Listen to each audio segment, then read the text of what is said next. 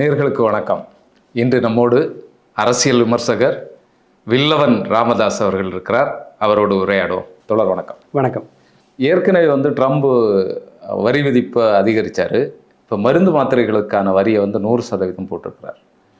தொடர்ந்து இந்தியர்கள் மீதான தாக்குதலாக இதை எடுத்துக்கலாமா, இல்லைன்னா இப்போ H1B விசா பிரச்சனை, இது எல்லாமே ஒட்டுமொத்தமாக இந்தியர்களை எப்படியாவது இங்கேருந்து வெளியேற்றணும், அவர்களுடைய நிறுவனங்கள் இங்கே தேவையில்லை அப்படின்னு பொதுவாக பார்க்குறதா, எப்படி இதை புரிஞ்சு? அப்படி இல்லை. அதாவது அது நாம் புரிஞ்சுக்க வேண்டியது, ட்ரம்ப்புக்கு ஒரு பழி போடுறதுக்கு ஒரு ஆள் வேணும். அதற்கு இந்த வாய்ப்பை அவர் பயன்படுத்துகிறார். அதற்கு ஈஸியாக மாற்ற ஒரு டார்கெட்டாக நம்ம இந்திய குடியேறிகள் இருக்காங்க.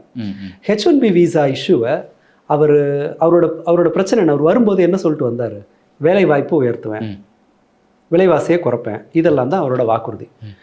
விலைவாசி இப்போ அவரோட நடவடிக்கைகள் வேலை வாய்ப்பை பெருக்கலை, விலைவாசியை குறைக்கலை. அப்படி இருக்கும்போது இந்த பிரச்சனைக்கெல்லாம் காரணம்னு ஒருத்தன் பேரில் பழி போட வேண்டியிருக்குல்ல. நீங்கள் நரேந்திர மோடிக்கு ப்ரெஷர் வரும்போதெல்லாம் அவர் என்ன பண்ணுறாரு? நேரு தான் காரணம், நேரு மேலத்துக்கு பழி போகிறார் இல்லையா? நேபாளில் ஏன் பிரச்சனை? நேரு தான் காரணம். சீனாவோட இதில் பாகிஸ்தானோட பிரச்சனை வந்ததுக்கு யார் காரணம்? நேரு தான் காரணம் அப்படின்னு பழி போடுற மாதிரி ட்ரம்ப்புக்கு பழி போட ஒரு ஆள் தேவைப்படுது. அப்போது தொக்கா மாற்றுறது இவனுங்க. H1B விசா இஷ்யூ அது வெறுமனே விசாவோட கட்டணம் உயர்த்தினாங்க அப்படிங்கிறதல்ல, வர்றவங்களை நிறுத்தணுங்கிறதல்ல. அதில் இருக்கிற மோசடிகளை பற்றி நிறைய விரிவாக மருதையன் பேசியிருக்காரு. அது இல்லாமல் இந்த ஹிந்துவில் அதை பற்றி ரிசர்ச் பண்ணி புக் எழுதின ஒருத்தரோட நேர்காணல் வந்திருக்கு. இதன் பிரகாரம் பார்த்தீங்கன்னு சொன்னால் H1B விசாவை இந்தியர்கள் முறைகேடான வழியில் பயன்படுத்துகிறாங்க. இல்லை, இப்போ ஒரு இடத்துல முறைகேடு நடக்குன்னா அதை சரி பண்ணணும், அதுதானே சரியான இது. ஆனால் இப்போ முறைகேடு பண்ணாதவங்க மேலேயும் பாரத்தை சுமக்க வைக்கிறது எந்த வகையில் நியாயம்? சரி, நீங்கள் இப்போ டிமானிட்டைசேஷன் முறைகேடு கருப்பு பணம் பதுக்குறான், யாரோ பதுக்குறான். நான் ஏன் சோத்துக்கு இல்லாமல் உட்காந்துருக்கிற இப்போ மாச கூலிக்கு அல்லாடுற நான் ஏன் பேங்க் வாசலில் நிற்கணும்? நீ செஞ்சது தானே. இந்த கேள்வியை கேட்கறதுக்கு இந்தியாவுக்கு தார்மீகமாக எந்த கிரவுண்டும் இல்லை. நமக்கு அதற்கான அருகதையோ அல்லது அதிகாரமோ நமக்கு இல்லை. அதுதான் பிரச்சனை. அவங்க செஞ்சாங்கன்னா அந்த முறைகேடு என்னன்னு பார்த்துடலாம். இந்த சிக்கலில் அமெரிக்க மக்கள்கிட்ட இது எப்படி எடுபடுங்கிறதுக்கு பார்த்தோம்னு சொன்னால், இது எதற்கு அமெரிக்காவில் கிடைக்காத, அமெரிக்காவில் இந்த மாதிரி ஒரு ரிசோர்ஸே இல்லை. எங்களுக்கு டாக்டர் கம்மியாக இருக்குது, 5000 பேருக்கு ஒரு டாக்டர் இருக்காங்க. இந்தியாவில் 600 பேருக்கு ஒரு டாக்டர் இருக்குது. தமிழ்நாட்டில் 600 பேருக்கு ஒரு டாக்டர் இருக்காங்க. சரி, 250 பேருக்கு ஒரு டாக்டர் இருக்காங்கன்னு நினைக்கிறேன் தமிழ்நாட்டில்.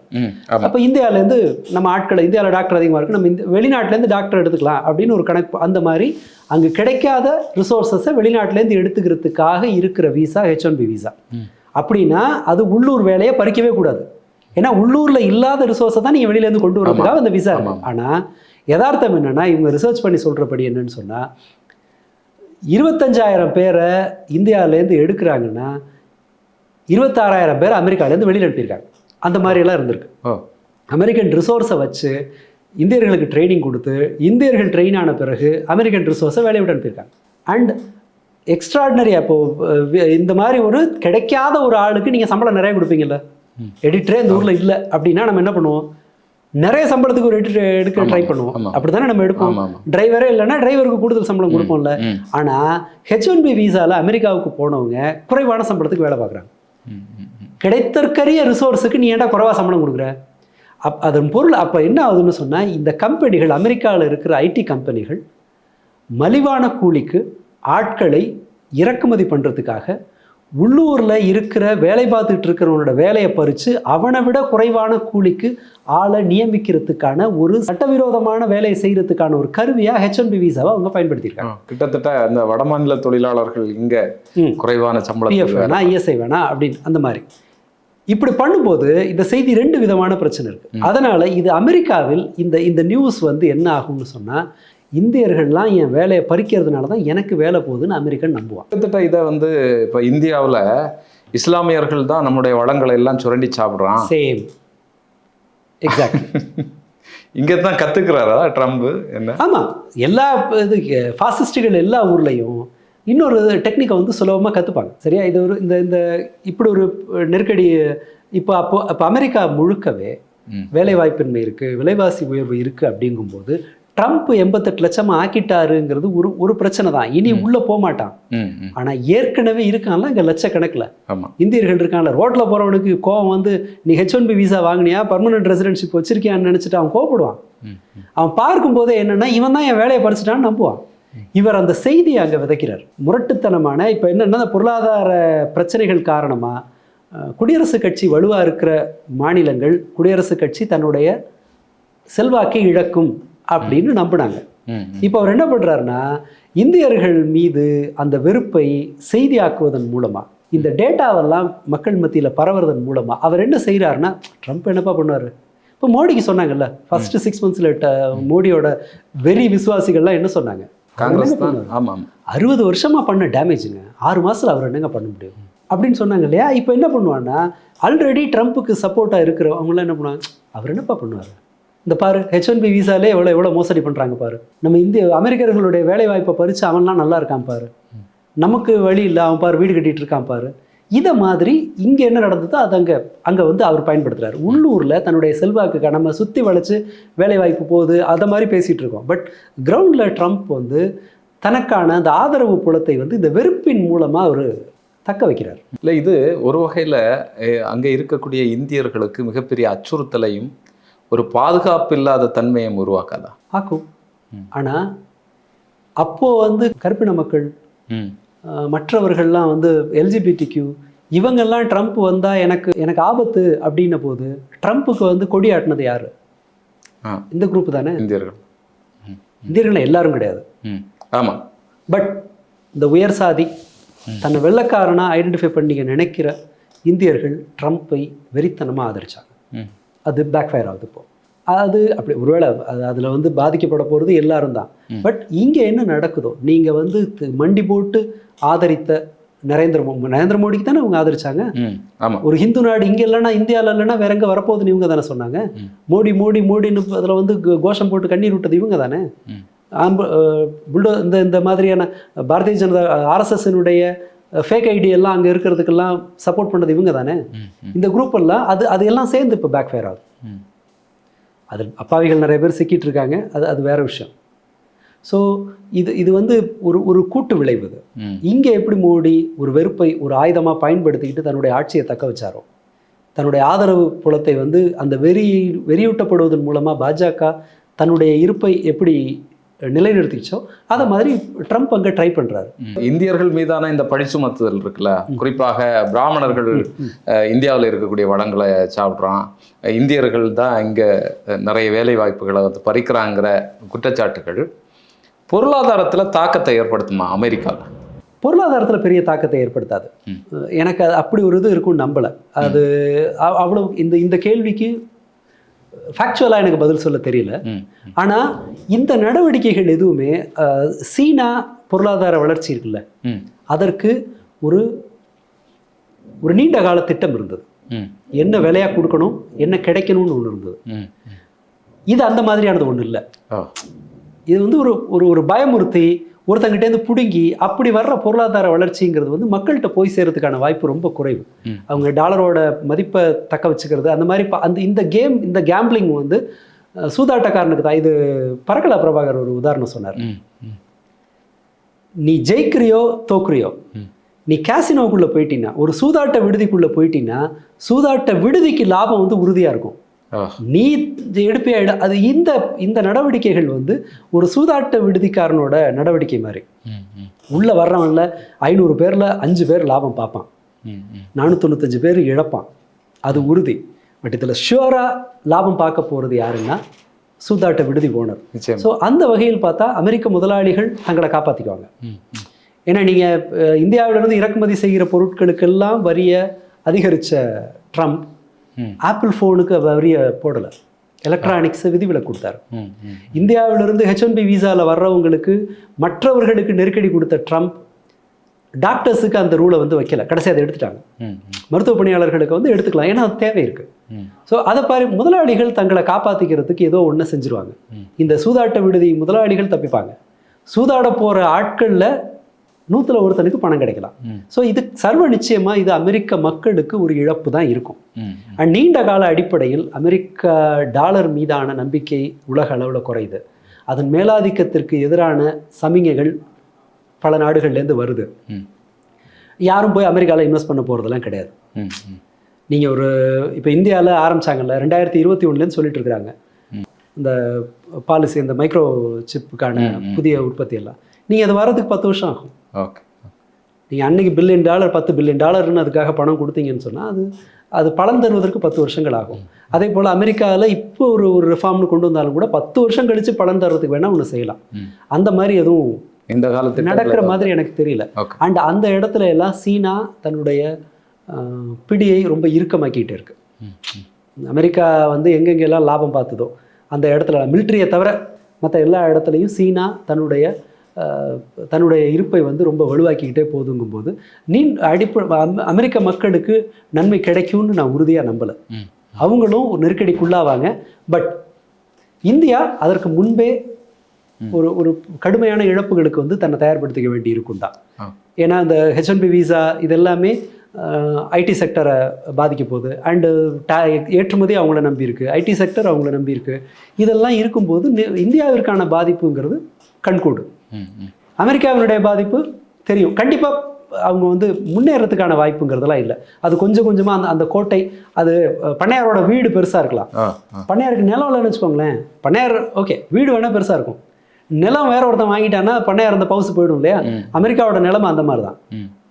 வெவ்வேறு இடங்களில் அவங்க தன்னுடைய அதிகாரத்தை இழந்துக்கிட்டு இருக்காங்க.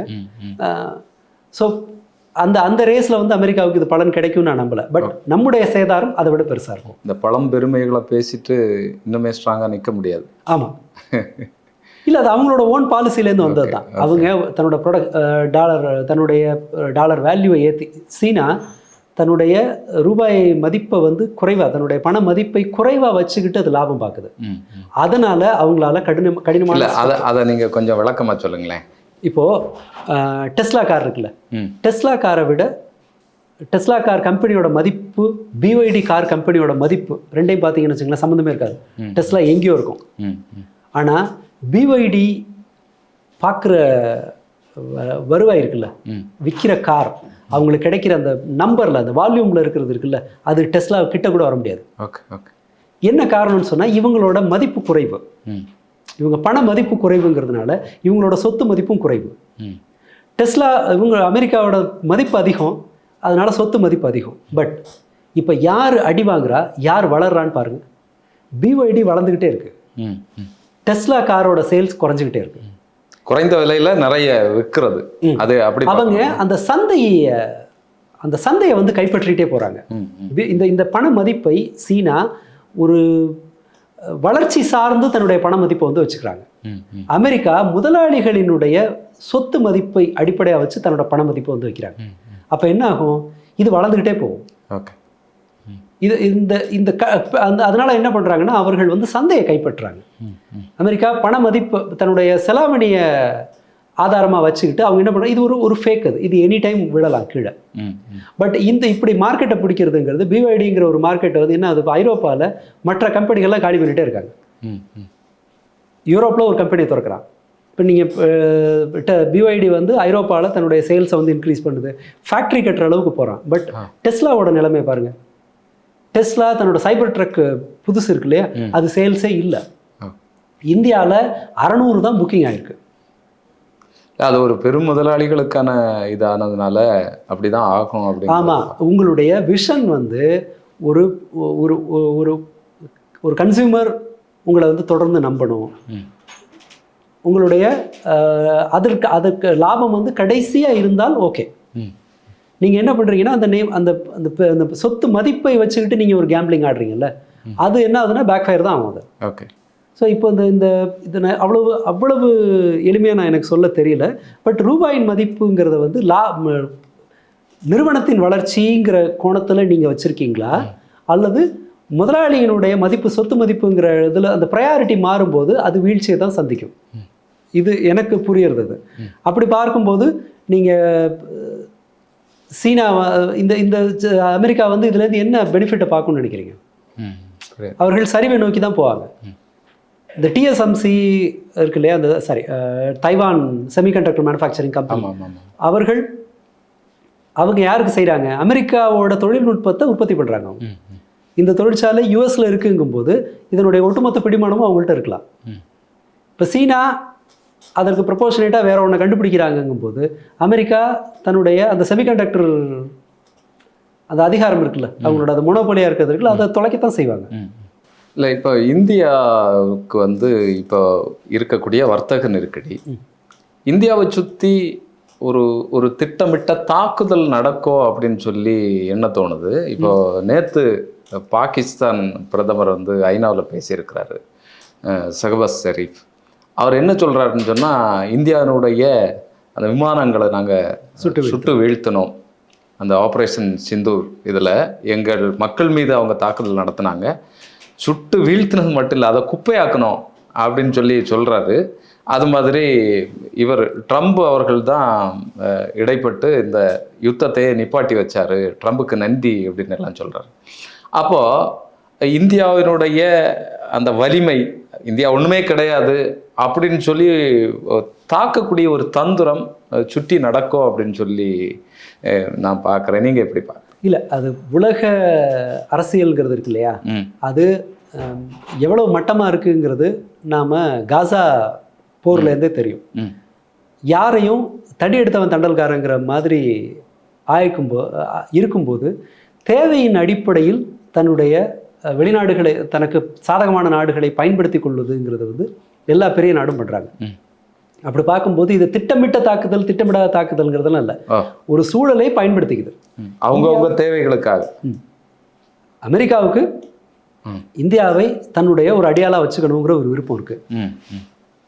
ஒரு அளவுக்கு மேலே அமெரிக்காவுக்கு பணிந்து போகிற நிலைமையில் இந்தியா இல்லை. முக்கியமாக 2, ரஷ்யாகிட்டேருந்து ஆயில் வாங்காத அப்படின்னாங்க. இப்போது என்ன பண்ணுறாங்கன்னா, பியூஷ் கோயல் போயிருக்காரு யூஎஸ்க்கு, அமெரிக்காவிலேருந்து ஆயிலை நிறைய வாங்குகிறோம், அந்த இராணுவ தளவாடங்களை வாங்குகிறோம் அப்படின்னு ஒரு காம்ப்ரமைஸுக்கு போகிறாங்க. பட் அமெரிக்கா எதிர்பார்க்குற காம்ப்ரமைஸ் பெருசாக இருக்குது. அப்படி இருக்கும்போது இது கையை பிடிச்சி முறுக்கிறதுக்கு என்னென்ன வழி இருக்கோ எல்லாத்தையும் அமெரிக்கா பயன்படுத்தும். இதுதான் யதார்த்தம். இந்த தோல்வி சுற்றி இருக்கிற நாடுகளை நீங்கள் உங்கள் பிடியில் வச்சுக்கிறதுக்கான வாய்ப்பு இருந்தது. அதை தவற விட்டது மோடி பாஜக கவர்மெண்ட் தான். அப்படி எடுத்துக்கலாமே தவிர இதை வந்து வாய்ப்பை மற்றவன் பயன்படுத்துகிறான். மற்றபடி எல்லாரும் வந்து உட்காந்துட்டு உனக்கு எதிராக தான் இருக்கணுங்கிறதுலாம் இல்லை. ஒரு காலத்தில் பைடன் டைமில் பைடனுக்கு பர்சனலாக மோடி பேரில் பெரிய அபிப்பிராயம் கிடையாது, அவங்க பெரிய மரியாதையெல்லாம் கொடுக்கல. ஆனால் கோவிட் டைமில் சீனாவை கட்டுப்படுத்துறதுங்கும்போது இந்தியாவை அவங்க பயன்படுத்திக்க தான் வந்தாங்க. அப்போ நான் இனிச்சது அது அமெரிக்கா விட்டு சைனா விட்டு இன்வெஸ்டர்ஸ் எல்லாம் வந்தாங்க அப்படின்ன போது இந்தியாவை பயன்படுத்திக்க அமெரிக்கா முயற்சி பண்ணுது. அப்போ நமக்கு தேவைப்பட்டுச்சுல. ஸோ தேவையின் அடிப்படையில் நாடை பயன்படுத்திக்கிறது, சுயநலமாக இருக்கிறதுங்கிறது அது ஒரு போக்கு. அதில் திட்டமிட்டு செய்கிறாங்கன்னு சொல்லிட்டு நாம் ஒரு சதிக்கோட்பாடு மாதிரி அதை பேச முடியாது. ஆமாம், நாம் பயன்படுத்திக்க தவறிட்டோம். இந்த வாய்ப்பை பயன்படுத்திக்கிட்டு பாகிஸ்தான் வந்து ஒரு எழுச்சியை பெறுவதற்கான வாய்ப்பு இல்லை. ஏன்னா ஏற்கனவே சவுதி அரேபியா சேர்ந்து ஒரு ஒப்பந்தம் போட்டிருக்கிறாங்க.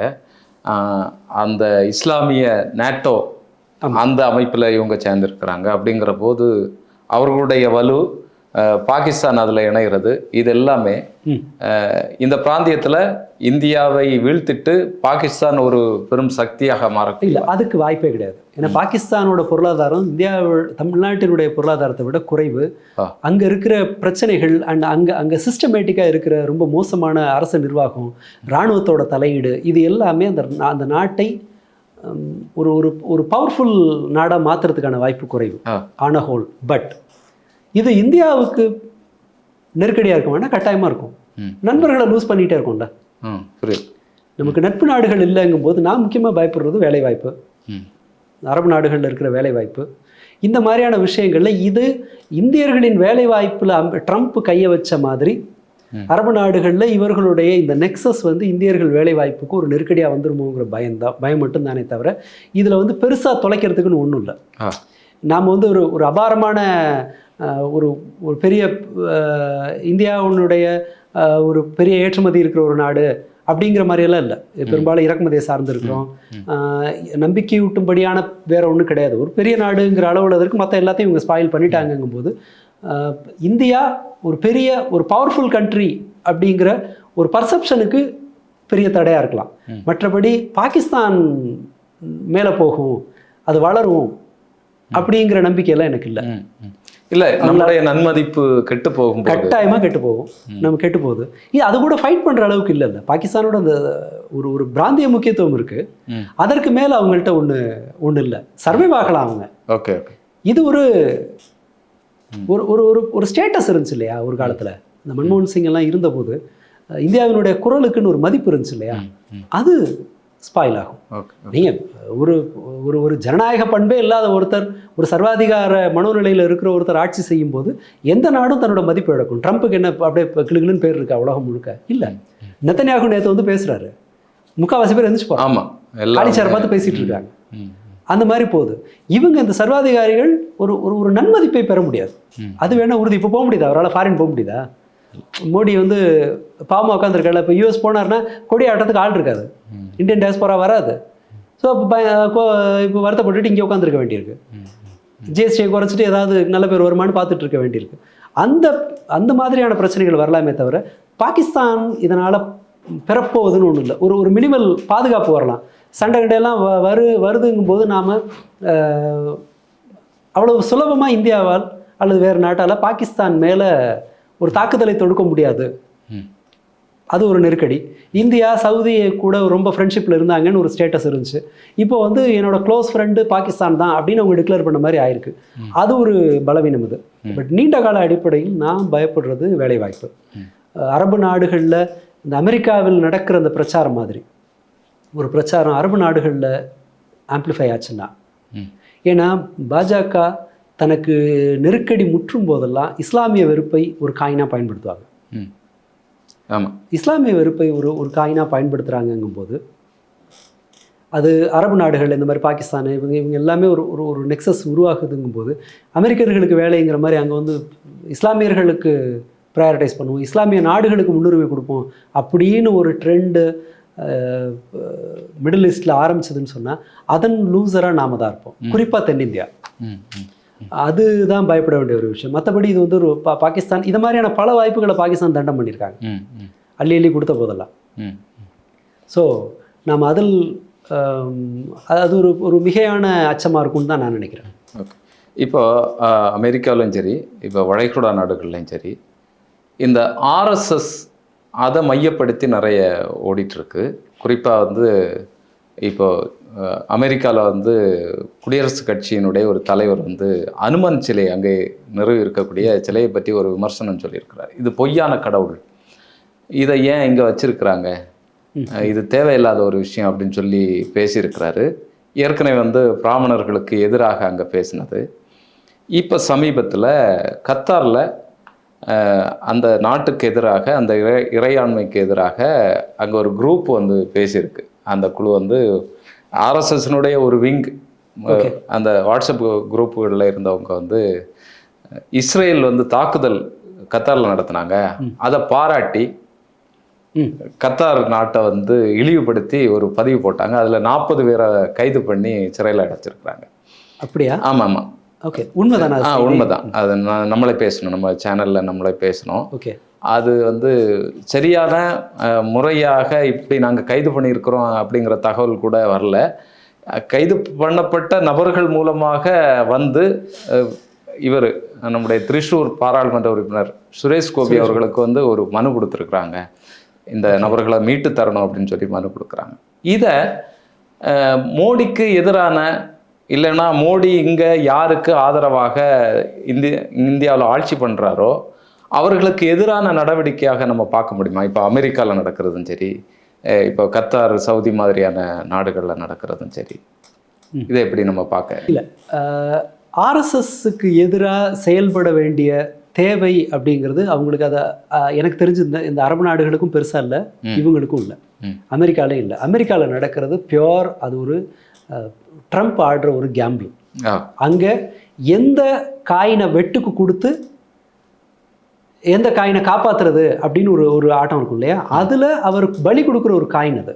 இந்த இந்தியர்கள் கெட்ட பேர் வரட்டும், நான் என் பேரை காப்பாற்றிக்கிறேன், மற்றபடி அவருக்கு ஒரு ஒரு இதெல்லாம் கிடையாது, ஒரு பிரச்சனை எல்லாம் கிடையாது. அரபு நாடுகளும் கூட ஆர்எஸ்எஸ்க்கு அந்த ஆர்எஸ்எஸ் அவர்களுடைய செயல்பாடு இந்தியாவில் வந்து இஸ்லாமியர்கள் மீதான தாக்குதல் குறித்தெல்லாம் அவனுங்க கவலைப்பட்ட மாதிரி வரலாறே கிடையாது. இன்ஃபேக்ட் சுவிட்சர்லாண்டு இவங்கெல்லாம் சொன்னதை விடவும் இவங்க பேசுனது கம்மி.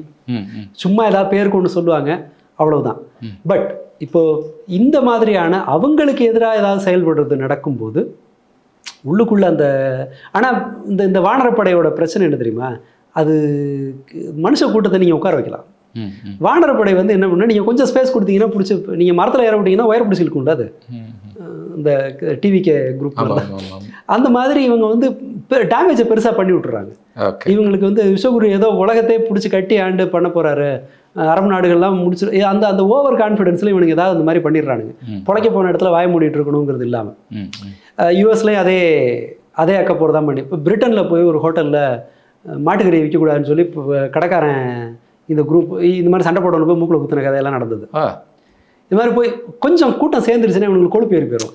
அந்த மாதிரி வம்பிழுத்து பேருக்கு எடுத்துக்கிறானுங்களே தவிர, பட் நாடுகளுக்கு இங்கே வந்து ஒரு வலதுசாரி ஆட்சி இருக்கிறதன் மீது நெத்தன்யாகு போய் ஒருத்தன் மேலே சண்டை போடும்போது அந்த மாதிரி எல்லாம் இவங்களுக்கு வந்து ஒரு அக்கறையெல்லாம் வந்ததா, ஹியூமானிட்டரியன் பேசிஸில் இவங்க வந்து இந்த நாடுகள் வந்து செயல்படுறதுக்கான முகாந்திரமே கிடையாது. ஓகே, மனிதத்தன்மையில் இந்த அதெல்லாம் ஒன்றுமே இல்லை. பலன் இருக்கா இல்லையா, தன்னுடைய நலன் தான். இப்போ அவர் என்ன பண்ணுறாருன்னா, அனுமார் சிலைங்கிறது ஒரு சிம்பிள். அனுமார் சிலையை யார் கும்பிடுவா? அமெரிக்காவில் இருக்கவனுக்கு தெரியும். அனுமார் சிலையை இல்லை அங்கே வேறு சிலை இருந்துச்சுன்னா வேறு எது இருக்கும், யார் கும்பிடுவா? அது இந்துக்களுக்கு எதிரான அதை சுற்றி வளைச்சு பார்த்தீங்கன்னா இந்த இந்தியர்கள் அப்படி தான் அவன் புரிஞ்சுப்பான். அவங்களுக்கு எதிரான ஒரு வெறுப்பை பயன்படுத்திக்கலாம் அப்படின்னு அவன் நினைக்கிறான். அதனால இதை குறிப்பிடுறான். இது இந்தியர்கள் மீதான வெறுப்பு வந்து இதோட இல்லை. இதுக்கு முன்னாடி இப்போ சுடப்பட்டு செத்தான்ல ட்ரம்ப்போட ஃப்ரெண்டு யாரு, கிரைக்கா இதோ, அந்த அவங்க மற்ற தலைவர்கள்லாம் இவங்க எல்லாருமே இந்தியர்களுக்கு எதிரான இப்போ பொருளாதார ஆலோசகர் இவங்க எல்லாருமே ஒரு இந்தியன்ஸுக்கு எதிரான ஒரு வெறுப்பை பயன்படுத்திக்க விரும்புகிறாங்க. அந்த வெறுப்பை உண்மைதான்னு நம்புகிற அளவுக்கு இங்கேருந்து போன கம்பெனிகளும் இங்கேருந்து போன மனிதர்களும் அதை வந்து உண்மைதான், இவங்க முறைகேடாக பயன்படுத்துகிறாங்க, நம்முடைய வேலை வாய்ப்பை பறிக்கிறாங்கன்னு நம்புறதுக்கான கிரவுண்டை ரெடி பண்ணாங்க. இந்த H1B விசா இஷ்யூவில் சைனாலேருந்து ஒரு 11% போயிருக்காங்கல்ல, சைனாக்காரனுக்கு எதிராக ஏதாவது ஒரு பேச்சு வந்து பார்த்தீங்களா? சைனா தானே அமெரிக்காவோட எதிரி.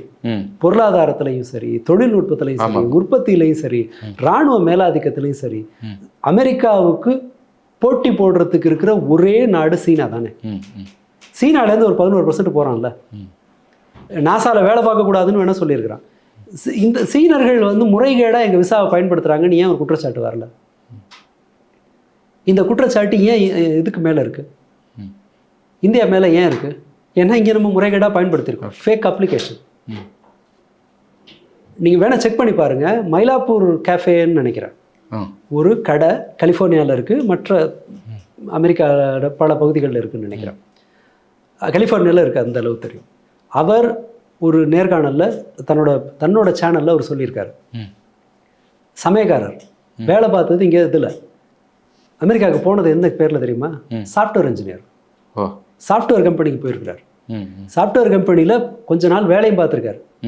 ப்ரோக்ராமிங்கே தெரியாமல் சுற்றி இருக்க ஆளுங்கள்ட்ட ஒப்பேற்றி சும்மா பெஞ்சை தேய்ச்சி 1-2 வருஷம் அந்த கம்பெனியில் வேலை பார்த்து அதன் பிறகு வெளியில் போய் சாஃப்ட்வேர் இன்ஜினியருங்கிற பேரில் போயிருக்காரு. ஒரு சமயக்கார இங்கே பண்ண முடியுமா?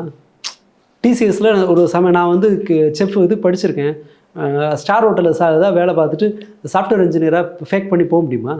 அவர் போயிருக்காரு. இந்த மாதிரி ஆயிரக்கணக்கான எக்ஸாம்பிள் இருக்குது. ஒன்றுமே தெரியாமல் அதுக்கு நிறைய ஏஜென்சி இருக்குது. நீங்கள் இங்கே 7 வருஷம் 8 வருஷம் வேலை பார்த்ததா சொல்லி ஃபேக்காக உங்களுக்கு ரெஸ்யூம் ரெடி பண்ணி, அந்த லவ் டுடே படத்தில் ஒரு ஃபேக் இன்டர்வியூ காட்சி வரும் தெரியுமா, அது எல்லாத்தையும் ஆயிரக்கணக்கில் பண்ணியிருக்கிறாங்க.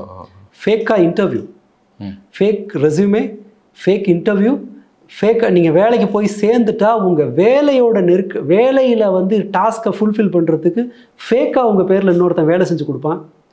இந்த மாதிரியெல்லாம் செஞ்சு அமெரிக்காவில் வேலையை வந்து திருட்டுத்தனமாக அமெரிக்காவில் வேலையை வாங்குறதுக்கு ஒரு ஃபேக்ட்ரி மாதிரி நடத்திருக்காங்க இந்தியன் ஏஜென்சிஸ் எல்லாம். சரி, இவ்வளவு பெரிய இந்த மாதிரியான செய்திகள்லாம் வருதுங்கும்போது நேச்சுரலி அந்த ட்ரம்ப் சொல்கிறது நியாயம் தானே அப்படிங்கிற ஒரு நம்பிக்கை அமெரிக்காவில் இதாகுது. ட்ரம்ப் வந்து ஒரு அவதூறாக இருக்கலாம், அந்த அதில் உண்மையை மற்ற நாடுகளுக்கு எதிராக அந்த வெறுப்பு வராமல், அவனோட ரைவல் பெரும் எதிரிக்கு மேலே வந்து அந்த கோபம் வராமல் இங்கே வருதுன்னு சொன்னால் இந்த ஏஜென்சி பண்ண ஃப்ராடு வேலை தான் காரணம்.